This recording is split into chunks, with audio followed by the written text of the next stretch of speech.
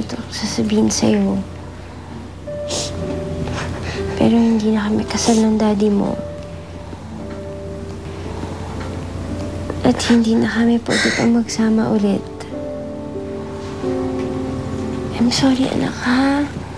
Sana maintindihan mo si Mami.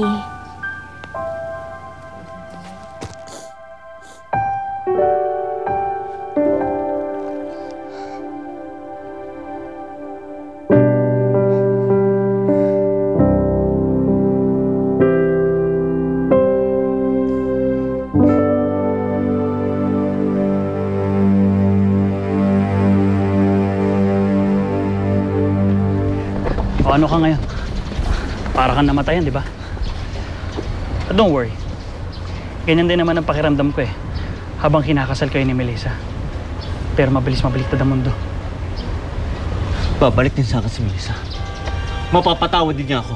Do you really believe that? Wala ka kasing alam sa susunod na plano ni Melissa eh. Just wait and see, Felix. Mas matindi pa dyan ang bombang sasabog sa'yo. Sige na, ispatsayin nyo na yan.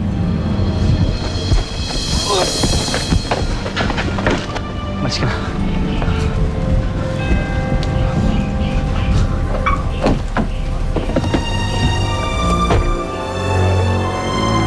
Wala nang visa ang kasal nila. Ano ko ba titigil?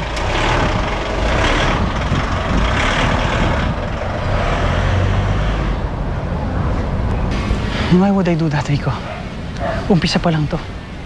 Sooner or later, matutupad na sa wakas ang mga pangarap namin ni Melissa. Magiging asawa ko na siya.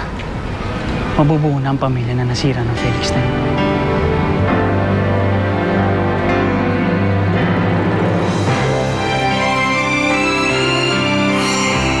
Alam mo, Felix, kung ako nasa posisyon mo, tagal na ako sumuko. Pero kilala kita eh. Sa sobrang tiyaga, ikaw ang #1. At wala akong plano sumuko, Kenneth. Dapat siguro gawin na natin yung matagal na natin pinlano eh. Ang kasuhan ng rape si Felix. Kasi pumayag ni si Brian na maging state witness. Kasama pa rin siya sa mga dumukot sa akin ni Roberto?